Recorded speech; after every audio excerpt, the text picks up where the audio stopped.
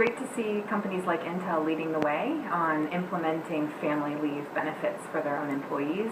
It's a really important benefit for not only the parents, but also for the kids and other family members who rely on Intel's employees for care.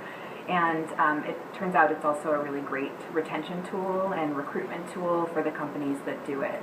Having a paid family leave policy in place really enables more people to leave work when they need to deal with life events and to come back to work, which is a really important retention feature.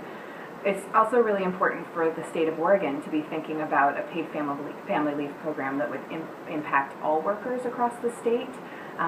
These programs for longer lengths of leave are great for employers to implement. They're more challenging for employers to implement one by one.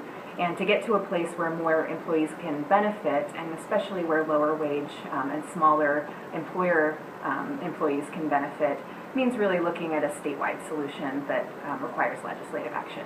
There are some existing models in other parts of the country. California and New Jersey both have family and medical leave programs that I think we could definitely model an Oregon program after.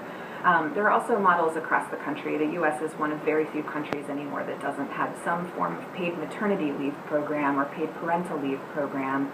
Generally, these programs are designed as social insurance programs. There's some employer and employee contribution to a fund that is state administered, where employees can apply for some income replacement when they have a birth of a new child or adoption of a new child, or are sick themselves or need to care for another sick family member with a serious illness. So I think an Oregon program could look very much like many of those existing models.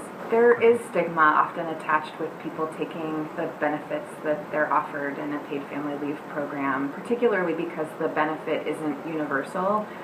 So often when it's applied in an employer setting, not everyone takes advantage of it or feels like they can take advantage of it. They sometimes feel like there's a benefit that's available to them on the books, but that culturally within their workplace they really shouldn't take.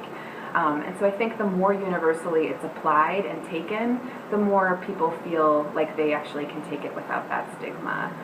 We do see often that where employers have paid family leave programs in place, it's often more women taking advantage of that benefit.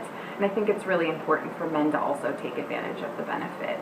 They also want time off when they have a new baby or need to care for a family member. And having both men and women take the benefit more regularly sort of allows everyone to take it without that level of stigma.